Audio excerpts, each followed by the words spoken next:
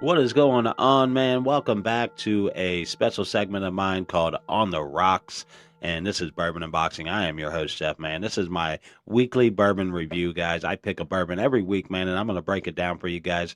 Not only just tell you my thoughts on the bourbon, how I like it, what I rate it, all that other stuff, but I'm also going to give you a little backstory to give you a little bit more info on these bourbons, how they got started, where they started out at, how long they've been around, all this other stuff, the history of them. And I think I started this 3 weeks ago, man. I was doing it on my Friday breakdown shows, but now that I have a co host on that show, it's kind of hard for me to put this segment in there because we go pretty long on the show now, up to about an hour. So I don't want to overrun the show with something or have to push it in there and rush it, man. So I figure I'll give bourbon its own stage on my show, Bourbon and Boxing, maybe, because it is called Bourbon and Boxing, right? So we got to give that bourbon some love, man. We got to give it some love on a show that's called Bourbon and Boxing. So for bourbon, this stage is just for you guys, man. For all my bourbon drinkers out there, thank you for tuning in, man. Uh, of course, I've been doing this bourbon and boxing thing for almost a year now. And everybody told me when I started getting into the bourbon thing that I had to try Old Forester. It took me a year to try it, basically almost, and I'll tell you what, I am absolutely amazed with this bourbon, guys. I love the immediate taste, the sting and burn of that taste. It's very strong taste, very strong smell. And then once I got to look more into the history of this bourbon, it is just unbelievable. 150 years this bourbon has been around, owned by the same family for 150 years, man. You can't say that about a lot of bourbons that are now owned by different companies with the same name, and the history is kind of all gone. And it surprised me to know that they are the only family still to this day that has owned the same brand of bourbon from the beginning through Prohibition and also after and now to this day, man. The family, the Brown family, still owns this bourbon, guys. Brown and Foreman is the name of the company, but of course, the previous owner that bought into the company was an accountant, George Foreman. Passed away 11 years after purchasing into the company, and that's when George Brown bought him out to become the sole owner of the company. And then he also bought a distilling company not long after that. But before we get much into that, man, I want to tell you guys about Old Forester. And what I'm drinking on is the Old Forester 1897 Bottle and Bound.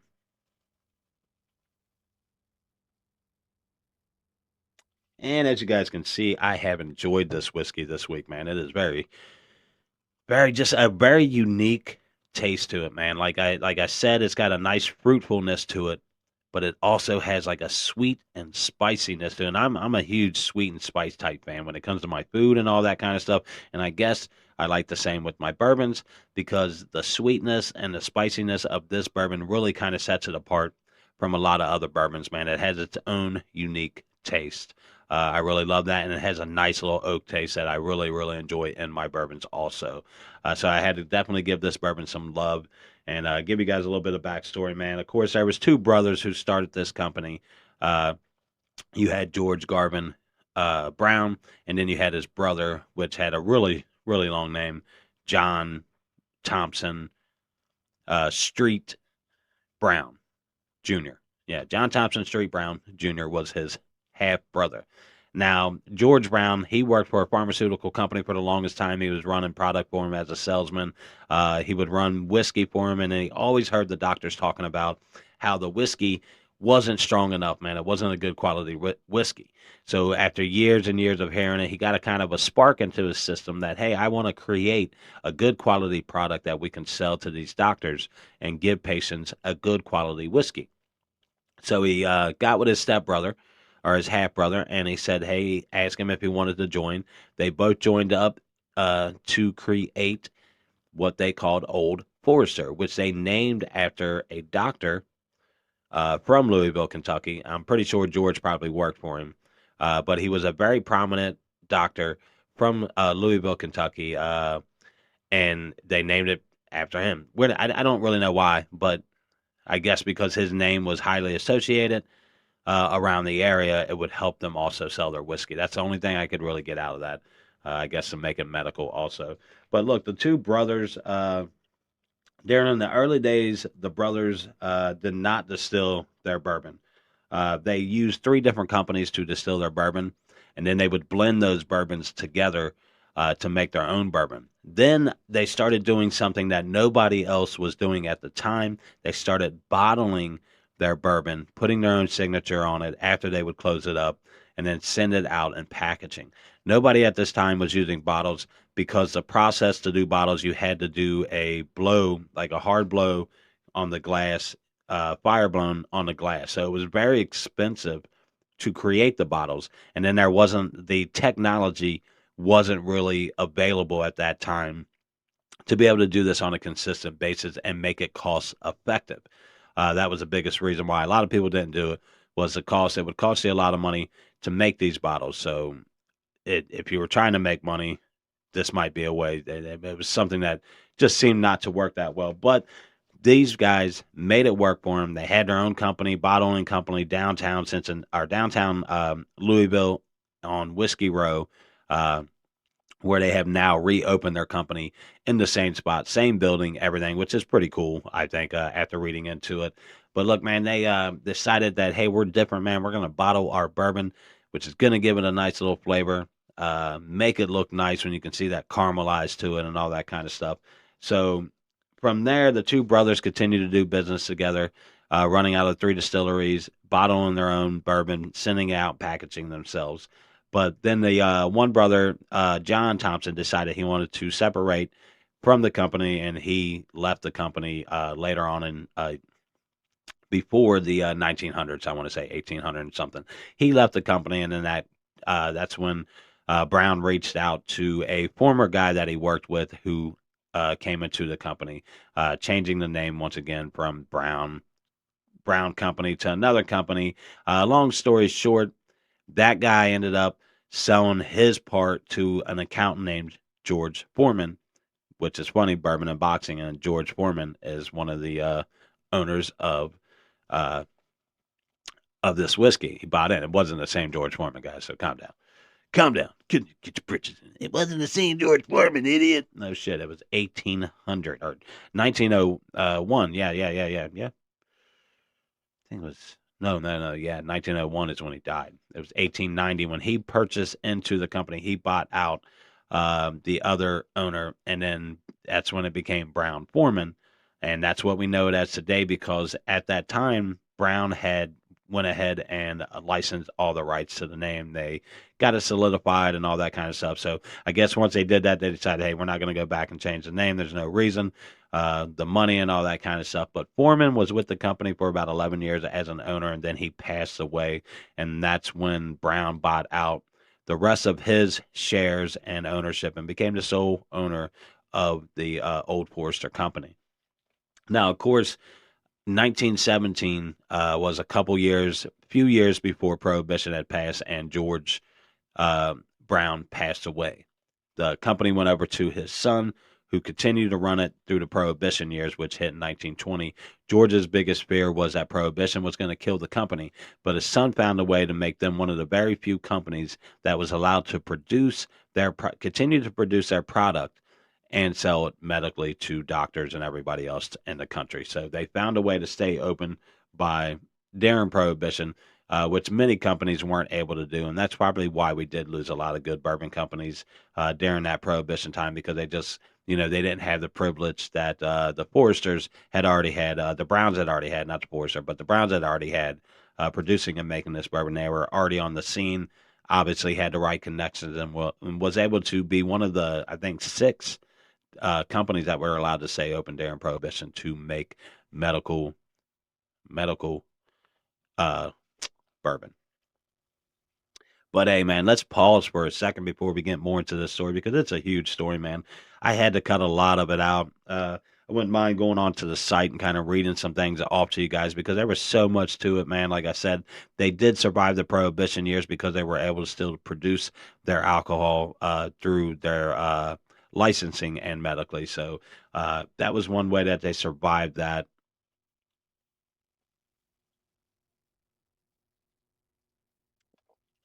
Oh, man. Whew, not bad. I told you it's got a nice little sting to it, man. Definitely impressed with this. Uh, yeah, and in 1902, before George had passed away, they had bought the Mattingly distillery, which allowed them to start distilling their own whiskey now, which they were not doing. Like I said, they were buying it from three different companies and then just mixing it together, putting their name and brand on it. But now they do have their own company, as known as the Brown Forman Distillery Company, as I mentioned to you in the beginning. So they are now producing it. But let's see if I can look a little bit more up on here because there was so much to write, guys, that I was like, man, why write all this if I can just read it off to you? Now I want to give the site its due. I want to say it's called Sippin is a company that I got all this information from. Okay, let's read this off to you guys. Hang in there with me, man. As the years of the American Prohibition grew closer, George Brown was against the restrictions, of course. He even wrote a book called The Holy Bible Repetitions, Prohibition. George, however, died right before Prohibition, like I told you guys, in 1917, and then his son took over the company. After that, Owsley took over as president of Brown Forman after his father passed away. During the years of Prohibition, Old Forester, like I said, had gotten the rights to still continue to do their bourbon, and they were doing it at 100 proof as well. So they weren't only giving medical, but they were giving you good medical bourbon, guys, at 100 proof. Wasn't sparing anything there. After spending some ages and some of the water from the distillants evaporating by the time the bourbon was ready to be bottled and proofed in the barrels, was approximately 113 proof at that time. So it would lose water from the time it was setting there, which would make the proof even stronger. Uh, this provided the inspiration for the 1920 Prohibition style bourbon that Old Forester produces still to this day to pay homage to those times. After maceration, the bourbon would be proofed down to 100 proof and bottled for medical use in 1929. Brown Forman purchased another distillery located in Louisville, the White Mills Distillery, because the new home of Old Forester production. And that was the new home of it, guys. Uh, like I said, man, this is only up to 1929. The next part I'm going to read you is like 1933. You know, on Tuesday, December 5th, 1933, Prohibition was repealed, and alcohol manufacturers were able to operate more freely again. So, of course, when Prohibition was brought up, man, of course, they were still ready to go. They had a new distillery. They had previously bought a distillery right before Prohibition, then bought another distillery during Prohibition. So when it ended, I'd say they were set up as much as anybody to continue doing what they were going to do. Ah, man. And then the farm purchased the Early Times brand in 1923 during Prohibition. And everybody's heard of Early Times. I'm not a big fan of Early Times. You could probably get some good brands of it, but I'm not a fan of that one. I mean, this goes all the way to Sunday, December 7th, 1941, marked the tragic attack of Pearl Harbor. Just 2 weeks after the attack of Old Forester, after the attack, Old Forester convinced the entire production facility to make industrial alcohol at high proof to help aid in the war efforts. It was the first distillery in the fully to be fully converted into this type of production. 1945 came around. Brown Forman had their eye on another venture that would help change the way they produced their bourbon, and that was the purchase of the Wood Mosaic Company. The company was known for woodworking capabilities mainly with furniture. With the purchase of the company, it was renamed Bluegrass I don't know, Cooper's Company. This allowed Brown Forman to produce its own barrels and control all aspects of the creation of the Old Forester. So now here they are, 100% in 1941 after in 1945 after the war and all that kind of stuff. And after doing what they did for the war during the war to help our soldiers overseas, they were now set up and in line to be able to buy another distillery company, which absolutely allowed them to now to start 100% distilling their own product, and you know creating the whole aspect of the Old Forester brand. Now, I don't want to go all the way down. They seem to have broke it down like 1951, 1955, 1959. Like I said, man, this thing, you go back all the way literally to the 1800s with this brand. I mean, it's unreal. And it's really hard. Like I said, I didn't want to write all this down and keep you guys on here all the time. But just as a whiskey Rose series took Old Forester back in the roots in the 2018. So in 2018, they went back to their old roots of Whiskey Row, guys. And they back at their original place, 119 West Main Street in Louisville is where you can find that company. That same location they called home in the pre-prohibition. Named the Old Forest Distillery Company, the location featured its own copage, which allowed barrels to be produced on site. So that's pretty cool, man. They were able to produce the barrels on site. In 2019, Old Forester introduced the first rye product, Old Forester Rye. The mash bill for their rye offering a 65% rye, 20% malted barley, and 15% corn. Wow, that's a pretty good percentage there. I'm sure my wife would like that one. I had to give that one a try. Uh, as of one of the oldest bourbon brands still around, Old Forester has survived the test of time. Of course, we know that, man. We're looking at it. They went through Prohibition, they went through wars, and everything else, man. This company has definitely, I mean, with the tradition, what they went through, they just held to their roots, man. They were one of the very few companies in that time to be able to hold on to their company and then not only like really lose sight or lose any momentum, especially when bourbon, the kind of the bad years of bourbon before it popped back up on the scene, where a lot of companies went on their Old Forester always seemed to stay above water and they always seem to keep getting a step ahead of everybody by continuing buying distillery, producing their own product more and more. So I mean, even producing their own barrels. So they were just seen to be one step ahead of everybody, man. Like they just knew the future before the future. That's kind of how I look at Old Forester. And like I said, the Brown family still owning it. That is really, really cool to me, guys. Because in today's age, it doesn't, you get it, you start sending it down family member to family member to family member, grandson, great grandsons, great grandkids, great granddaughters, all that kind of stuff. And then eventually you get to a point where somebody's like, I don't want to do this.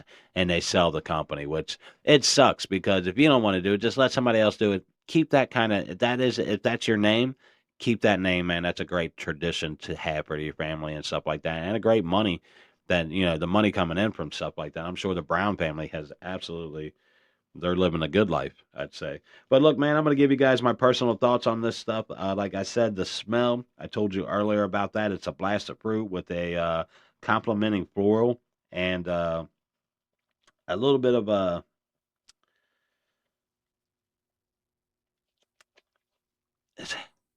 the smell, like you can smell the spice. Like it'll burn your nose a little bit. That's what I'm saying. This stuff definitely has a really nice, unique taste, being sweet and spicy, and you can even smell it in the smell, the sweet and spiciness of it, man. So that's what my nose smell of it is. The taste is a sweet and spice, like I said, dark fruit with the hints of caramel, vanilla, with a nice oak to round it off, man. It's gonna, like I said, I love a nice little oak taste in my bourbon. This definitely has that. Is what I enjoy about it a lot. Now, the first night I drank it, I did get a little bit of heartburn from the spice of it. The second night, weirdly enough, I did not. But the finish is a long, sweet, and perfectly balanced. You immediately taste the tapering sweetness and light spiciness of it, guys. With this stuff, just my overall thoughts of it. A great nose, full and fruit forward flavor profile, and an outstanding finish.